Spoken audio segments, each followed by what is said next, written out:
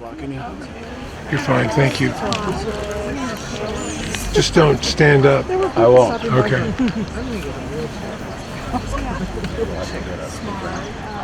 Good evening. I'm Felicia Londre. I am a theater historian. I taught theater history at UMKC for 43 years. And I've been giving the show talks every year since 1994. Half of the show talks, Lal Hooser does the first half. My talk today is called If I Ran the Zoo. If I ran the zoo, said young Gerald McGrew, I'd make a few changes. That's just what I'd do. In the Tempest, just as in American politics, as Dr. Seuss understood, everyone has a fantasy of running the zoo. With just a few changes, they'd like to think our organization could be better, or at least more interesting. A corollary to running the zoo is the dream of the island. Both the dream and the island are set apart from the messy realities of life in a fraught world. The island that each of us can envision in our fantasies or in our dreams is a controllable space.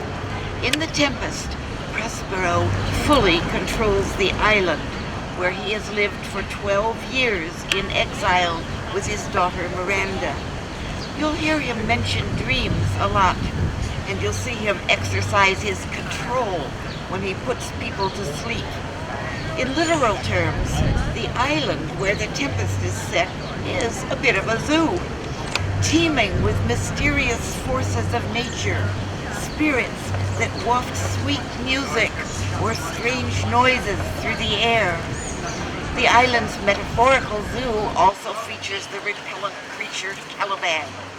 Prospero controls both the earthy id of Caliban and the airy, higher spirit of Ariel in a delicate balance of subconscious and intellect, or animal instinct and spark of the ethereal, and both of those possibly mirror the way an artist creates art.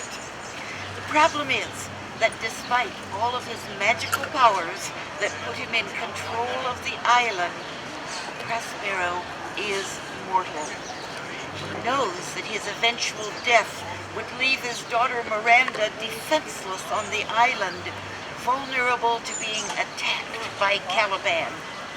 It's at the point when the play starts, he has no choice but to leave the island and go back to so-called civilization with all its problems. But Prospero was exiled from the mainland, specifically because others wanted to run the zoo back there. Prospero's own brother Antonio colluded with Alonso, the Duke of Naples, to depose Prospero from his own kingdom of Milan. And Alonso has a brother, Sebastian, who might be described at best as having a sleepy conscience. When Ariel appears as a harpy before the starving, shipwrecked courtiers, she explicitly identifies Antonio, Alonso, and Sebastian as three men of sin, you amongst men being most unfit to live. It's a transforming moment for Alonso. You'll see he's the one in black with the eye patch. I'm sorry, that's Antonio, I'm so sorry. It's a transforming moment for Alonso, who sees the past error of his ways, even as he grieves the apparent loss of his son Ferdinand in the storm at sea. Human nature is capable of change.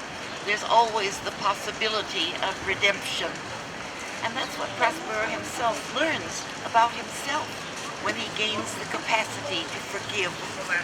Antonio, the one in black with the eye patch, never expresses sympathy for Alonso's grief over his son, nor remorse for having overthrown his brother Prospero.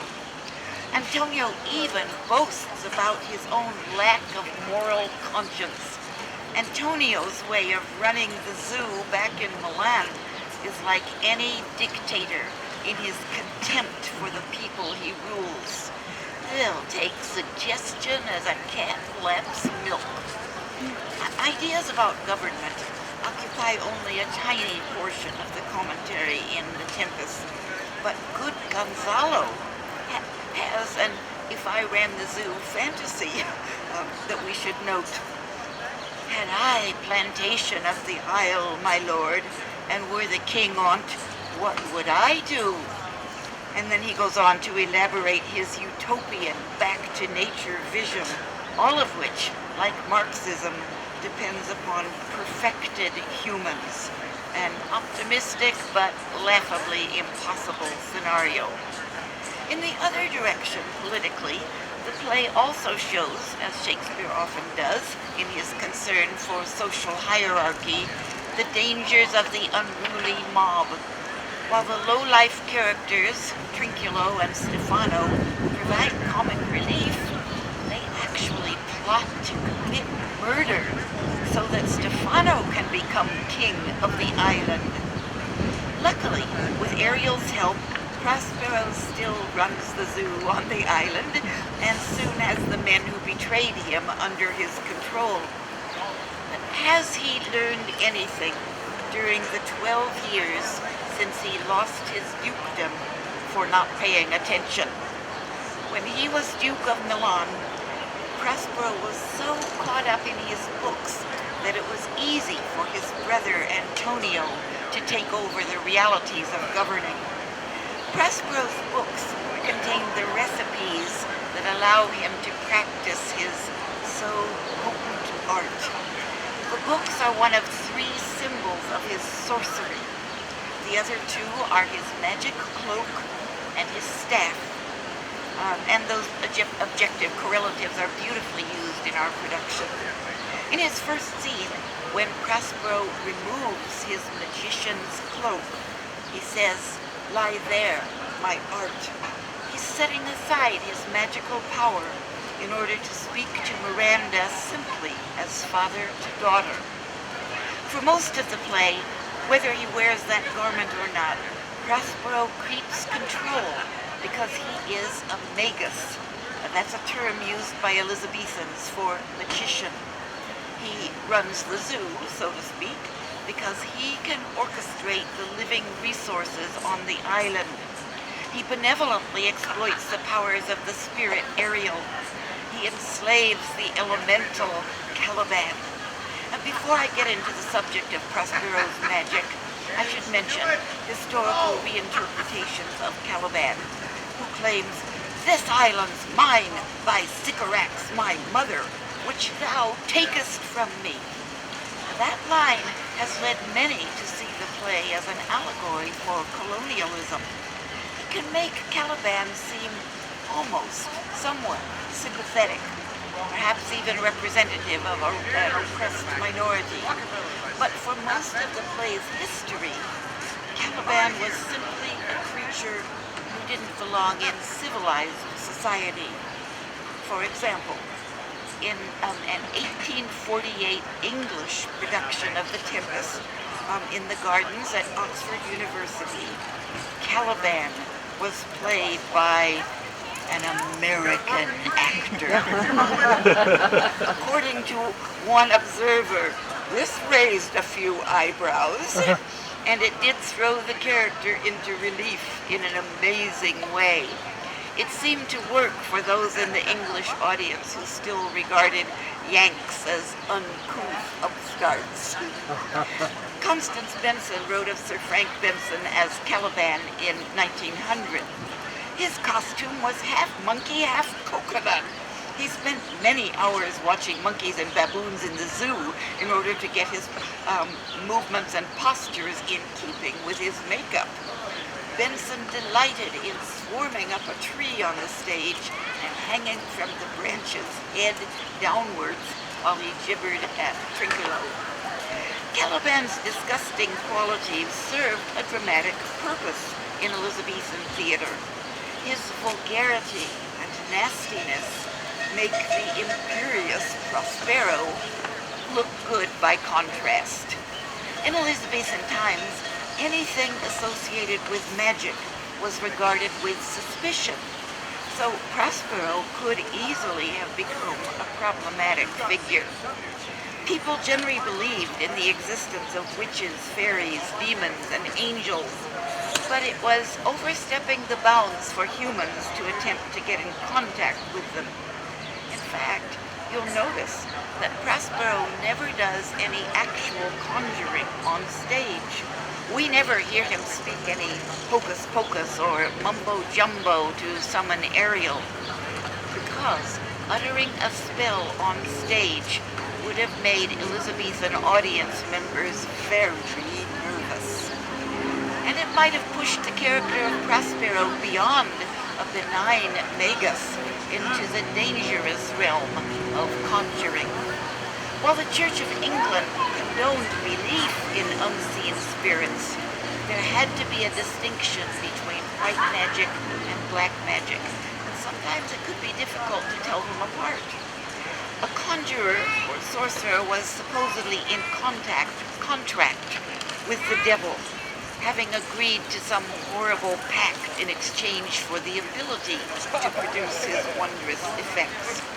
A magus, or magician, was one who could orchestrate earthly events to take advantage of planetary movements and heavenly influences.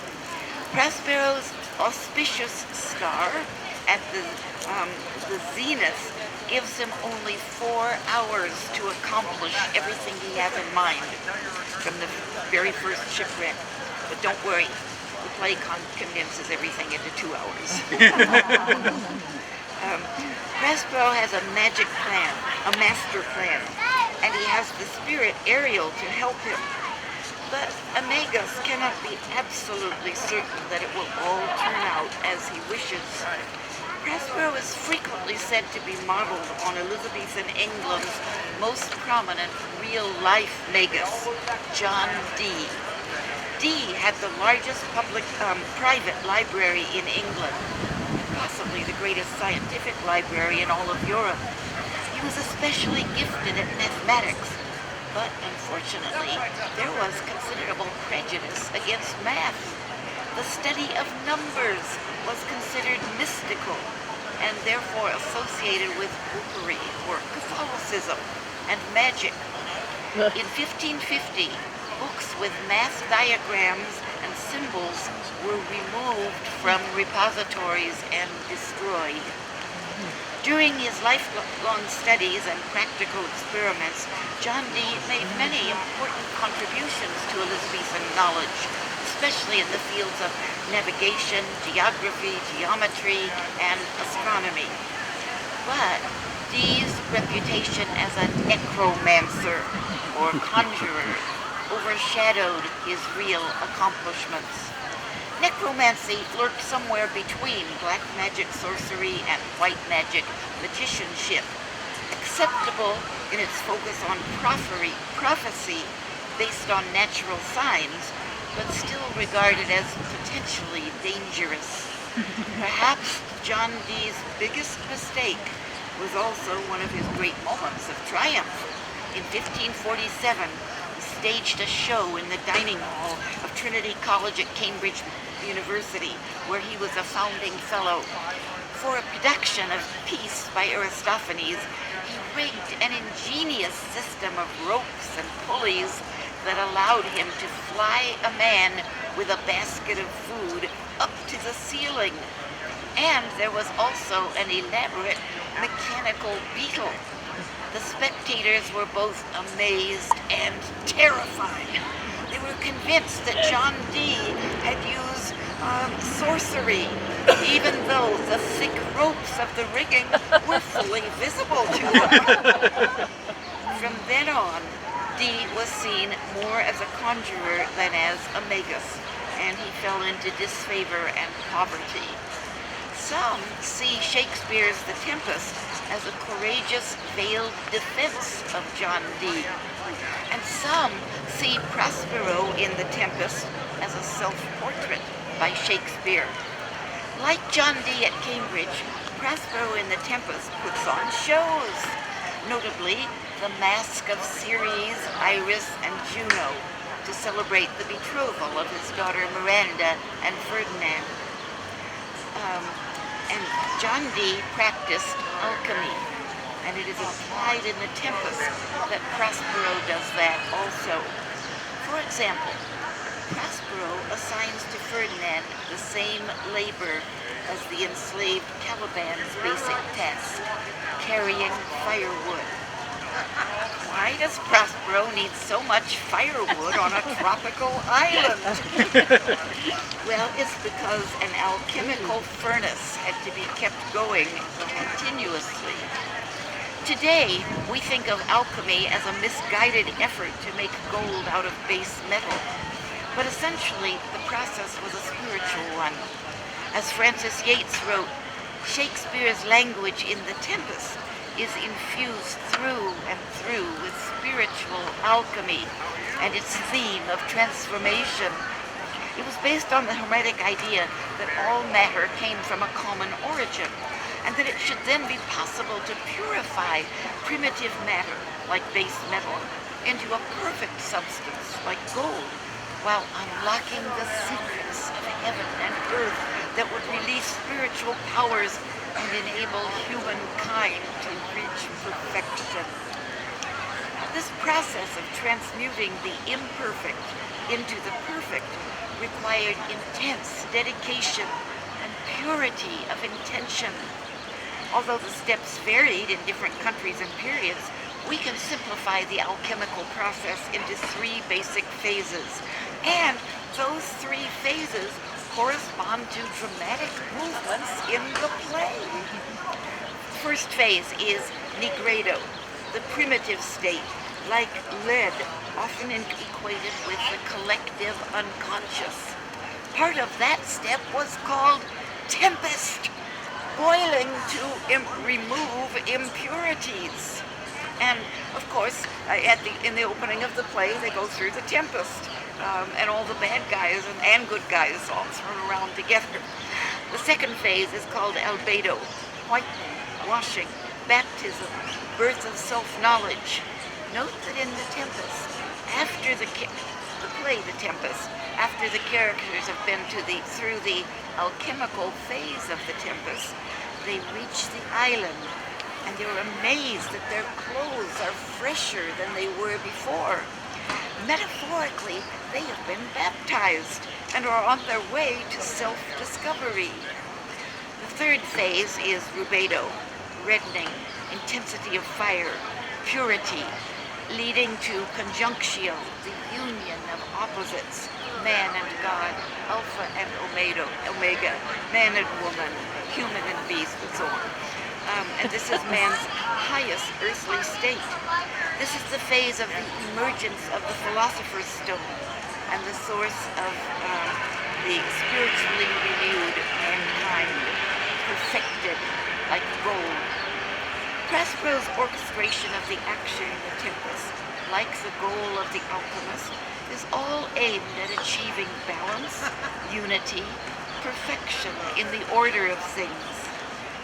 Well, despite centuries of experiments, no alchemist has ever succeeded in transforming base metal into gold. And humankind is still pretty far from perfect. So why does Prospero remove his magic cloak, break his staff, and drown his book?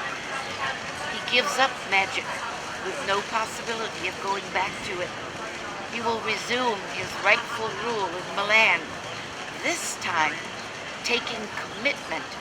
making commitment to taking responsibility as a human, on a human scale, in touch with the humanity of his subjects. That way, Prospero can prove that if he runs the zoo, he can do it as a tested and human leader, grounded in reality. Not everybody in the play repents of their foul deeds and asks forgiveness. Still, Prospero gives up any thought of revenge against them. The dramatic action on stage ends happily. Maybe the larger story is not quite happily ever after, but you have to give credit for trying. no matter who runs the zoo, there will be some mistakes, and we hope some positive outcomes. One thing the play tells us for certain, character counts. It makes a difference who runs the zoo. To conclude, I simply conjure you to go and fall under the magical spell of the Tempest. I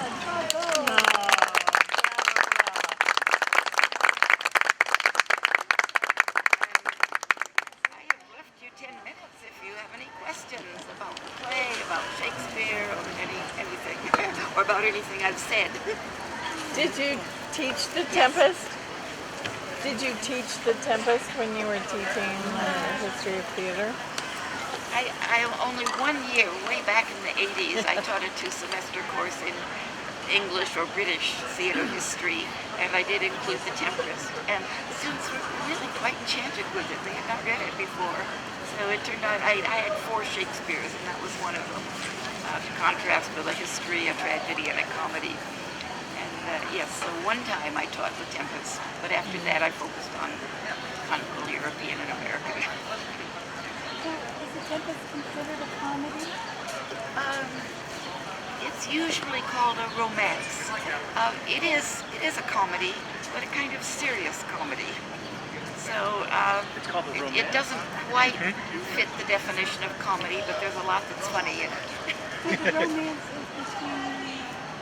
Well, romance in the sense of, in the literary sense.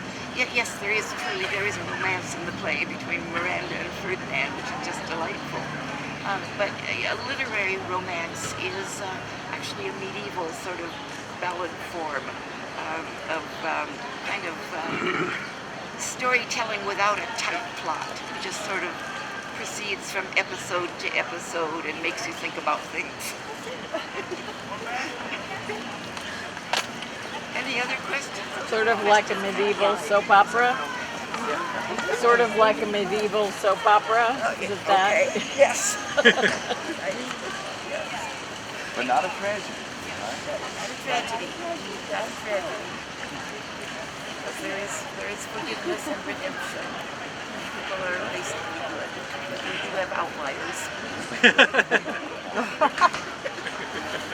So can you talk about bringing Moliere to Casey? I'm sorry? Can you talk about bringing Moliere to Casey? Oh, what a lovely question. I can, but if some of you need to leave, you can. The question was about bringing Moliere to KC. To just summarize very, very briefly, for 3 years there were a bunch of us who had a non-profit 501c3 called KC Moliere 400 in 2022. It was Moliere's 400th birthday in January 2022, and that almost exactly coincided with the fall of 2021, first establishment of the French fur traders on the banks of the Missouri River. Chouteau's fur trading post was right there. So we had exactly 200-year anniversary of the French in Kansas City, and we tied them both together, and we had a big 3-year process of building up to a 400th birthday party at the Nelson Atkins Gallery. We had students from cake for 500 people, students from the Academy Lafayette singing Happy Birthday in French, and we got a lot of international attention for Kansas City. We published a Moliere coloring book. Andre's bakery, pastry shop, created a Moliere pastry that they had from fall of 2021 until May of 2022. It was quite wonderful, quite popular, but very expensive and time-consuming to make, so they stopped it. We had theater, both professional theaters and academic theaters doing productions of Moliere plays. We had 2 operas and lots and lots of lectures. So it was mostly educational, but also fun, and putting Kansas City in touch with its French roots, and kind of calling international attention to what a great city we have here. Paris of the Plains. Was some of it in French, or am I misremembering? Was some of it actually in French, or am I misremembering? Yes. Yeah. Well, Jerome was One of French. the biggest things we did, we from the Comédie Française in Paris, Jérôme Pouli, who came to Kansas City and performed in French 2 performances of his one-man Molière show that he wrote.